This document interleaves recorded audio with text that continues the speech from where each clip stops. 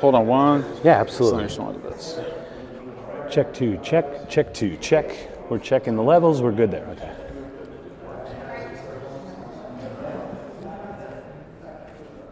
I'll just do a quick intro while you're doing that. Oh, yeah, no sure. problem.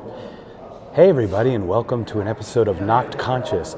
I just bumped into Michael Shellenberger at the book signing, and he has a few minutes to share and gift his valuable time with me. I'm so happy to have him on today. He's getting a couple things straightened out right now, but we're going to have him on. He is the author of Apocalypse Never, and I actually had a question with Bret Weinstein yesterday that he answered, so I hope I can ask the same question in that text. So we'll talk about that.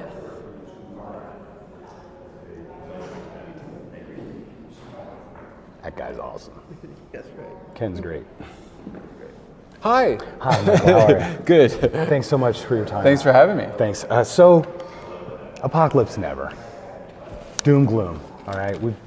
We've had, I know we don't have much time, so I want to get to it, but Yuval Noah Harari talks about, from Sapiens. I read his book or did an audiobook, and I love that book. I thought that book was brilliant. And then Homo Deus was good, and then it just shifted. And now I'm seeing him talk about useless eaters and what to do with us. Yeah. I asked Bret Weinstein this yesterday, and he was kind enough to answer.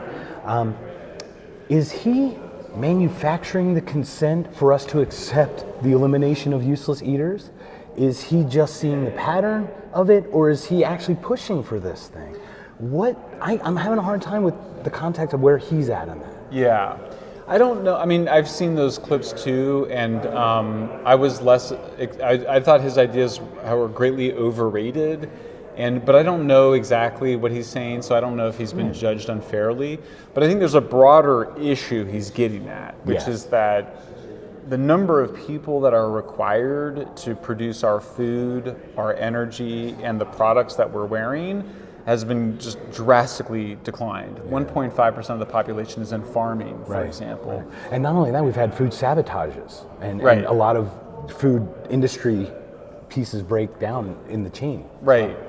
Yeah, and and then even like the people that deliver things are going to probably be replaced at some point by artificial intelligence and driverless cars and whatnot. So then the question is, what are people going to do?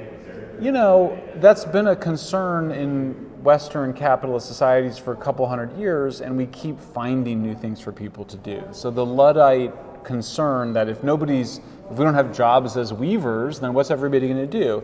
And this was recently resurfaced by Andrew Yang with his concern that AI would put people out of work, and this is also, there was a couple of MIT faculty that raised this concern. I think that ultimately we just are really good at finding new roles for people, and some of them are bad. People end up doing things like censoring each other, or we see the FBI grows to be this crazy size, even though there really is no significant domestic threat from extremists. I mean, nothing that requires an FBI that big. So you have what Turchin famously calls the overproduction of elites. We have a lot of overeducated people. Get to college, boys. Everybody get to college. And yet at the same time, it's like, you'll see that we're missing. There's actually a bunch of we need more people in cybersecurity, for example. And it was annoying to me because a lot of the people that were involved in censorship were selling it as cybersecurity. It's like, we actually do need people for cybersecurity. Yeah. And we need electricians and plumbers and construction workers and whatever. So I think that those are some problems that we have to deal with. So I wouldn't say that the problem is that we're going to run out of jobs for people. Is inequality a problem? I mean, I don't really think the problem is that you have people that are too rich. I would think, it's that equality of opportunity, right? Yeah, we need equality of opportunity. I'm lucky to be here, but I invested $3,000 to come here. I'm a single person. I'm happy. I have the privilege of talking with you, but I made this happen. Like, I hate to say that, but I'm the one who made, of course. Right? So you have to put it on yourself to make that happen. You can't ask others just to hand those things out to you, especially with purpose. So that's I think you're getting at the thing that I'm concerned about as well, which is, the stoicism that I think people, when we think of Christianity, you think of a turn towards compassion and caring and caring for the abused and the oppressed and the poor and all that. But there was always this stoic core to Western civilization that people didn't really think about or overlooked, which was, we all know what it is. It's hard work. It's play hard. It's play the by bootstrap the rules. piece. I hate to say it, but yeah. If you don't put the time in, you're not going to get it. We talk about the 10,000 hour thing. Yeah, I mean, there's so many ways to go in. So kids need to learn that, and they're not learning that. They're actually learning the opposite. They're learning to play the victim. Yes. They're learning to virtue signal. So clearly, we're teaching crap values to kids, and we're teaching. Parents are doing that in their parenting style. They're doing that in schools. So there does need to, this is the part that I'm a Stoic. I'm a Christian too, but I'm a Stoic in that I think these Stoic values are so essential, including one of them, which is so hard, including for me to do, which is to only worry about things that you can control rather than worrying about things you can't control. Ryan Holiday is trying to get that drilled into my head for hours, days, years. I cannot get out of that. That's and it's the core argument to Marcus Aurelius, and it's brilliant. So yeah, I think that those are the kind of challenges of civilizations I would describe them. When I hear Yuval Harari talking, it often feels like he's talking as though he and a small group of elites control things. Yeah. And I just think that's not where.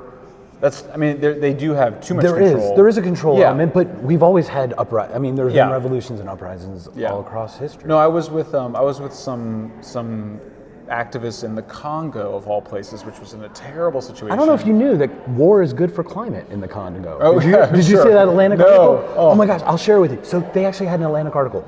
War is good for climate change. Why? Because it keeps people poor? Less carbon.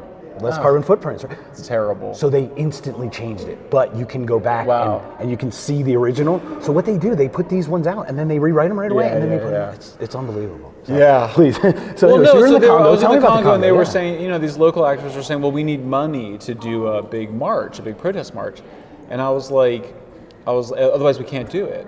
And I was like, now, do you think that when Gandhi organized the Salt March, that they went to their British donors and said that we can't do this without having, donations? It was all completely, that's what Satyagraha was for the Indians. And so self-reliance, which is maybe one of the most important American essays ever written, is about this. And so there is this tradition of the Stoics, of Ralph Waldo Emerson, of Gandhi. And it's coming back. It's really making an emergence with that word. It is. It's coming back because people are hungry for it. Yes. We're looking for answers to questions that we haven't even got to yet because of this new technology. That's right. I think the Zoomers are headed there. The boys in particular are rejecting woke culture. They are. We're finding that separation between conservative youth and between and we men call and boys it conservative, but in some ways it's more basic than that. It's not. It's really self-reliance, in my opinion. Yeah, I think so too. In that way. So. Yeah, and the boys are struggling. They need mentorship, and they're not getting it. And they need stronger mentorship than them. Yeah. And we have to come into this, but the feminine doesn't offer that authoritative structure that a masculine authoritative structure offers. Yeah. I try there's to say a really important role for the feminine, and there's a really important role for the masculine, and of course, a lot of feminism, not all of feminism, but certainly some portion of feminism started to view masculinity as a bad thing, and manliness is a bad thing. Manliness is incredibly important. So is womanliness. So the problem is these things go out of balance, for sure. I think that's just the good news is it is very simple in some ways what the problem is. And when you get to the Yuval Harari thing, I don't like it because it's dehumanizing, and I think we need to affirm the specialness of humans. I think we need to have a pro-human view. There's a bunch of my conservative friends that want to have a Judeo-Christian orientation. I think that goes too far. I think you just need a pro-human one. Yeah, and if I may touch on that, I grew up Christian. I'm more of an anti-theist now, but not because of any personal relationship. It's just about the human-made religion. Right. It's like a government or any other institution, in my opinion. Right. That's human-made, so it's going to have fallibilities. The direct connection is the only way to Yes. let at least be your own infallibilities to connect, right? Yes. Like, if that makes sense. Yeah. So I don't, the Judeo-Christian, but I grew up with Judeo-Christian values. Now, the values always fine, we're good. The courtesy and the open, the respect, those things are, so it's always like, I try to bring it back from the Judeo-Christian religion to the value part. Yeah. Because just those values, you can call them Judeo-Christian, they're just good values to have. Yes. In general. So I wish I we could agree. almost unlabel some of those things. I do too. So we could be more, it is more inclusive to almost remove the labels. I agree. It's like Yeah, I the agree. inclusivity, we've made But more you need to be labels. I think pro-human, Yeah. we start with that. Yeah. So if you're pro-human, that means that we treat each other as truly human and equal in that sense. And Spike Cohen talks about that. He did a whole lecture on respect. And Okay. the self-respect is, how many Yes. thousands of people did you come in contact with to get here? Yes. And you had to all trust that no one's going to hurt each other in that process. That's right. Human dignity, human trust, valuing the human, not viewing each other as means to ends, as ends of ourselves. So that's essential. And then I think that if you're pro-human, then you must be pro-civilization, because how else can you properly care for other humans?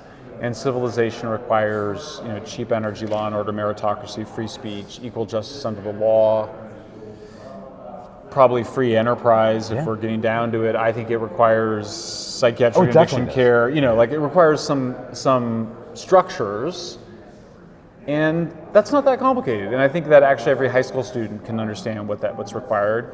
It also requires, as we're all realizing, it requires a citizenry that takes seriously their citizenship and their responsibilities, and some gratitude for everything that's been given to us.